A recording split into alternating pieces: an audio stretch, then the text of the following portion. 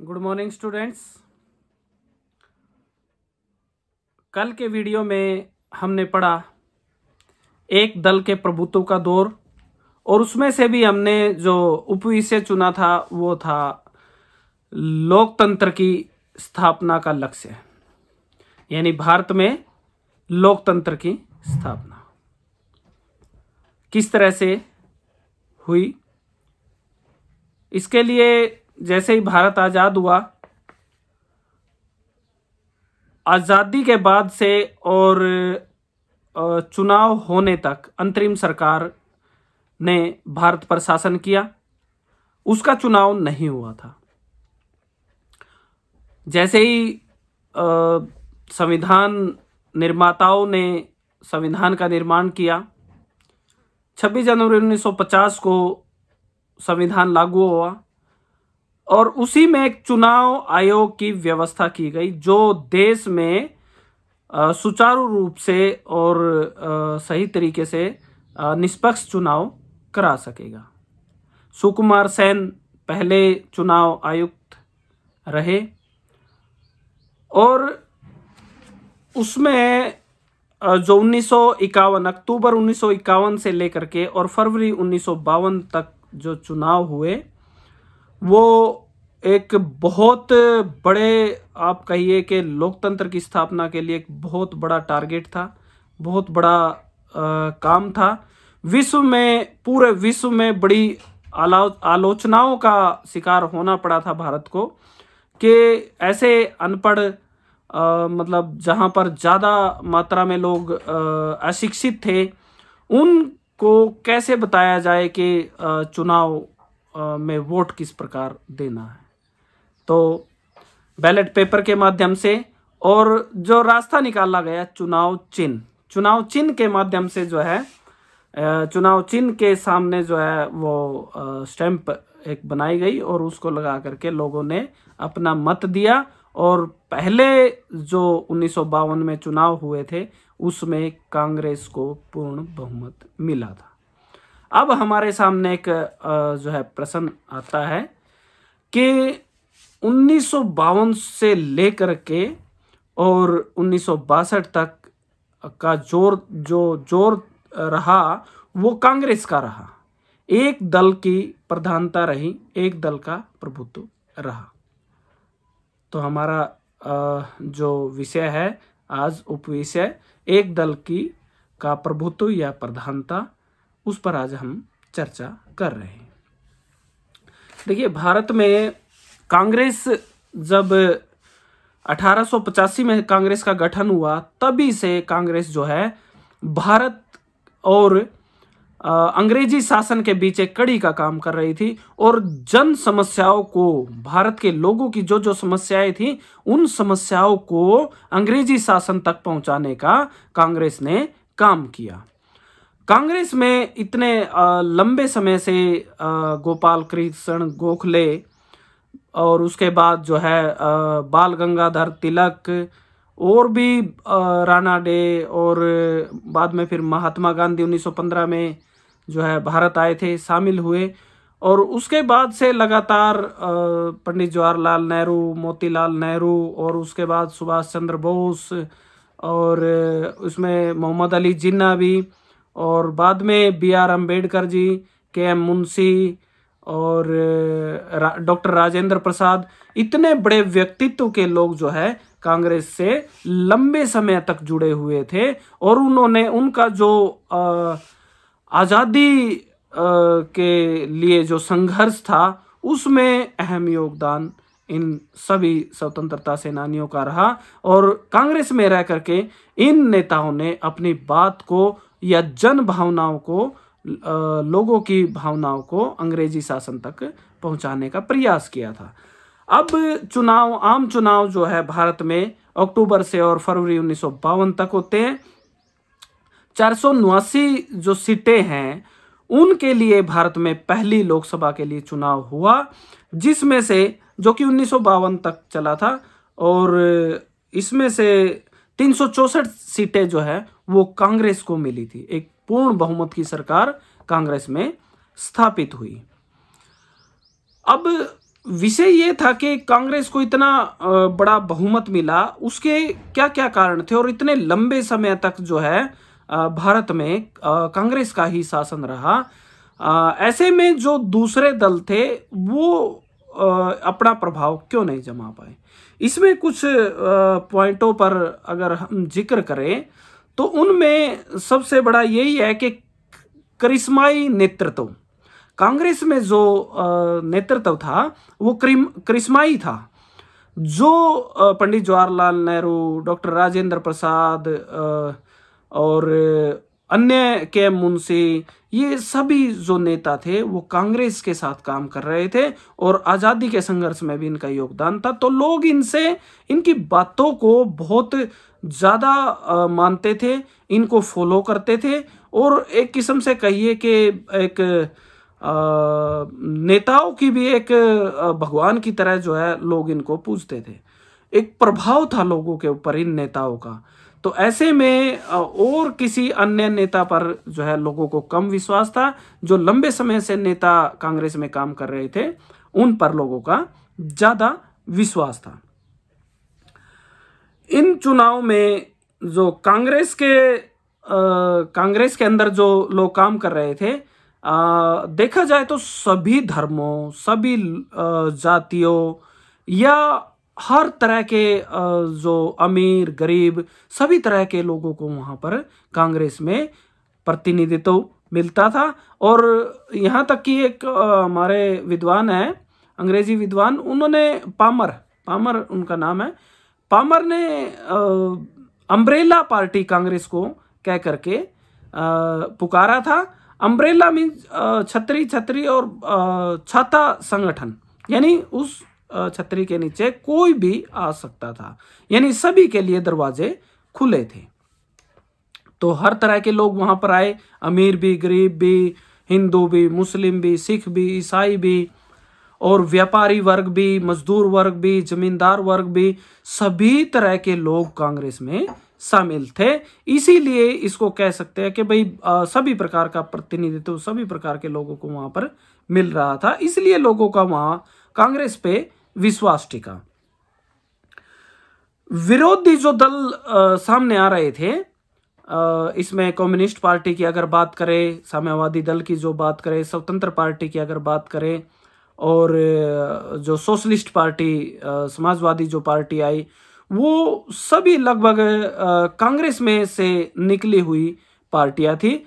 इसमें उदारवादी, नरम दल, गरम दल, साम्यवादी और जो है स्वतंत्र सोच रखने वाले जो लोग थे वो कांग्रेस पार्टी में शामिल थे। और दूसरे जो दल कांग्रेस से निकले थे उन पर लोगों का विश्वास ज्यादा नहीं टिका। और इससे आगे जो अन्य दल भी थे उनकी नीतियां जो थी, उस समय जब भारत आजाद हुआ तो एक ही लोगों के सामने प्रश्न था कि लोगों को जीवन निर्वाह करने के लिए उचित वस्तुएं उपलब्ध कराना, यही सभी का लक्ष्य था और अखंड भारत की कल्पना थी। तो ऐसे में कोई अलग दूसरी पार्टियों में भी लोगों को नजर नहीं आ रहा था।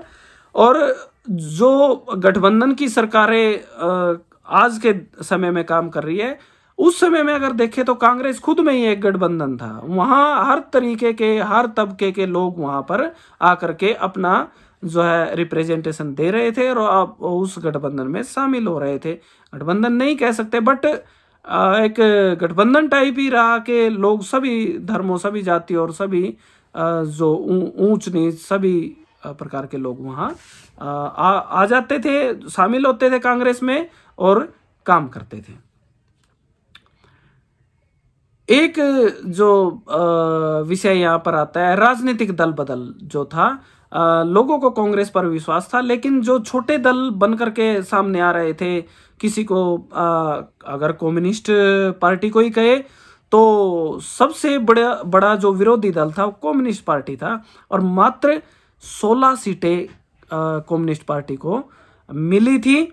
तो ऐसे में जो लोग थे, जनता थी, उनको कहीं ना कहीं ये डर था कि जो छोटे छोटे दल आ रहे हैं ये भी कहीं ना कहीं फिर बाद में कांग्रेस के साथ ही जाएंगे, यानी वो दल बदल की जो आशंकाएं थी उसके डरते लोगों ने कांग्रेस पार्टी को ही अपने विषय के रूप में चुना कि हमारी जो सरकार है वो कांग्रेस ही बना सकती है।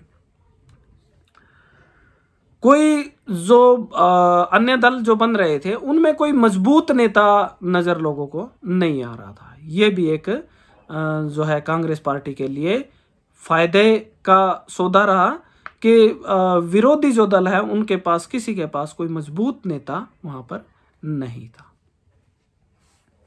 अगर हम पार्टियों का जिक्र करें कि पार्टियां, भारतीय जनसंघ जो 1951 में डॉक्टर श्यामा प्रसाद मुखर्जी ने जो गठित किया था, उसका जो सपना था वो अखंड भारत का सपना था। वो भारत पाकिस्तान को मिला करके एक हिंदुस्तान चाहते थे उन्होंने। और अंत में जो डॉक्टर श्यामा प्रसाद मुखर्जी है वो कश्मीर आंदोलन के लिए, कश्मीर का एकीकरण के भारत में विलय के लिए कंप्लीट बिना शर्तों के जो विलय था उसके लिए वो आंदोलन करते हुए वो जो है मृत्यु को प्राप्त हुए थे। वहीं पर उनका देहांत हो गया था आंदोलन के दौरान। जो अखंड भारत का सपना डॉक्टर श्यामा प्रसाद मुखर्जी ने देखा था, बिना विभाजन के भारत का निर्माण, और अंग्रेजी की जगह हिंदी जो है हिंदी को मातृभाषा का दर्जा देने के लिए उन्होंने प्रयास किया था, और अल्पसंख्यकों को विशेष जो सुविधाएं मिल रही थी वो उन सुविधाओं को देने के पक्ष में नहीं थे। तो ये जो भारतीय जनसंघ है वो भी 1952 के चुनाव में ज़्यादा जो है प्रभाव नहीं दिखा पाया। और उसके बाद भारतीय कम्युनिस्ट पार्टी 1924 में इसकी स्थापना हुई, और बाद में विभाजन जो है इसका 1964 में विभाजन हो गया था। एक कम्युनिस्ट पार्टी ऑफ इंडिया और दूसरी थी कम्युनिस्ट पार्टी ऑफ इंडिया मार्क्सवादी, यानी CPIM जो है पार्टी बने। इसके ये कुछ नेता बोल्शेविक क्रांति से प्रभावित थे और जो है उस मतलब विचारधारा को वो मानते थे। इसके मुख्य नेता अगर कहे A.K. गोपालन बाद में CPIM जो पार्टी 1964 में अस्तित्व में आई थी कम्युनिस्ट पार्टी के विभाजन के बाद, तो वो जो है A.K. गोपालन कम्युनिस्ट पार्टी ऑफ इंडिया मार्क्सवादी में शामिल हो गए थे। वो ये कम्युनिस्ट पार्टी भी कुछ हद तक कह सकते हैं कि भारतीय राजनीति को उस समय प्रभावित कर पाई, और 16 सीटें इन्होंने पाकर और दूसरे स्थान पर ये रही थी। यानी कोई कहे कि ज्यादा बड़ा प्रभाव ये पार्टी नहीं दिखा पाई थी। सोशलिस्ट पार्टी इसको समाजवादी पार्टी भी कहा जाता था, और 1934 में आचार्य नरेंद्र देव ने इसकी स्थापना, पार्टी नहीं, एक कहिए कि पार्टी कांग्रेस में रह करके ही एक पार्टी ये बन चुकी थी, लेकिन बाद में 1948 में पूर्ण रूप से ये पार्टी अस्तित्व में आई थी। आचार्य नरेंद्र देव ने इसका नेतृत्व किया था। समाजवादी जो नेता थे वो जयप्रकाश नारायण और राम मनोहर लोहिया और अशोक मेहता, ये इसके मुख्य नेता थे। ज्यादा प्रभाव उस समय ये भी पार्टी नहीं दिखा पाई थी। इसमें कुछ पार्टियां जो आज काम कर रही है, जैसे Samajwadi party, Janata Dal United, Janata Dal secular, ये पार्टियां कुछ उस काडर की थी जो समाजवादी काडर हमारे देश में मौजूद था। उसका जो प्रभाव है इन पार्टियों पर देखने को आज के समय में मिलता है। स्वतंत्र पार्टी 1959 में बनी थी। इसके नेता थे, मुख्य नेता जो थे C. गोपालाचारी, K.M. मुंशी और N.G. रंगा तथा मीनू मसानी, ये इसके जो है मुख्य नेता थे, जो कांग्रेस के ही नेता थे। बाद में इन्होंने कांग्रेस से अलग होकर के और ये स्वतंत्र पार्टी बना ली थी। ये भी भारतीय राजनीति पर ज्यादा प्रभाव नहीं बना पाए, और कहीं ना कहीं कांग्रेस का ही लंबे समय तक भारत पर प्रभाव रहा। ये जो स्वतंत्र पार्टी थी, ये इसका जो जोर था समाजवादी तरीके से, जो पंडित नेहरू की सरकार उस समय काम कर रही थी कि जो राष्ट्रीयकरण जो है, उसमें कहिए सभी फैक्ट्रियों का, उद्योगों का राष्ट्रीयकरण जो हो रहा था, और जो गरीब लोगों को जो सुविधाएं दी जा रही थी उसके ये मतलब कहिए कि खिलाफ थे। एक निजीकरण के पक्ष में ये काम करना चाहते थे, और पहली पार्टी थी जिसने अर्थव्यवस्था के आधार पर राजनीतिक तौर पर काम करने का प्रयास किया। राजनीतिक विचारधारा जो थी वो अर्थव्यवस्था से इनकी जुड़ी हुई थी। सीधा सा जो है जमींदार और उद्योगपतियों के पक्ष में ये थी, और इसका विश्वास था कि जो व्यक्ति सक्षम है वो अपने काम को आगे बढ़ाए, फैक्ट्री या उद्योग लगाए, उनके ऊपर सरकार का कोई प्रभाव नहीं है, यानी सीमित सरकार की भूमिका के ये पक्ष में थे। तो ये पार्टी भी जो है ज्यादा प्रभाव नहीं दिखा पाई। कुछ कहीं ना कहीं लगता है कि काडर की कमी इस पार्टी में थी, और छोटे मोटे अन्य दल बनते रहे। कुछ आप कहिए कि आजाद उम्मीदवारों ने भी अपने व्यक्तित्व के तौर पर कुछ प्रभाव भारतीय राजनीति में जरूर इस दौर में दिखाया, लेकिन वो एक बड़े स्तर पर वो नेता कहीं ना कहीं फिर आकर के कांग्रेस में मिल जाते थे। उनका व्यक्तित्व के तौर पर चुनाव जीत करके बाद में वो भी कांग्रेस में आ जाते थे। 1952 में पंडित जवाहरलाल नेहरू प्रधानमंत्री बने, फिर 1957 में बने, और फिर 1962 में बने। तीनों बार जो है पंडित जवाहरलाल नेहरू भारत के प्रधानमंत्री बने। 1957 में जो है 494 सीटों के लिए चुनाव हुआ था, और 1962 में भी 494 सीटों के लिए चुनाव हुआ था। पंडित जवाहरलाल नेहरू अपनी मृत्यु तक जो है 1964 तक वो प्रधानमंत्री पद पर रहे, और कांग्रेस का शासन रहा। 1964 से 66 तक फिर लाल बहादुर शास्त्री प्रधानमंत्री रहे। या यूं कहिए कि छोटे छोटे दल आते रहे, लेकिन जो एक पार्टी थी उसका जो पोजीशन था वो भारत की राजनीति पर रहा। तो इस तरह हम कह सकते हैं कि भारतीय राजनीति पर एक जो दल है उसकी प्रधानता रही। उसके कुछ कारण आपको मैंने बताए। उसमें एक कुशल नेतृत्व भी था, और आज़ादी के लिए उन लोगों का संघर्ष था। छोटी पार्टियों का अस्तित्व में आना, लेकिन लोगों के अंदर जो भय था कि ये दल बदल को बढ़ावा देंगे, वो भी कहीं ना कहीं एक कारण था। और विपक्ष मजबूत विरोधी पार्टी सामने नहीं आ सकी, ज़्यादा प्रभाव वो पार्टियां नहीं दिखा सकी। इसलिए कांग्रेस की प्रधानता का जो दौर था वो लंबा चला।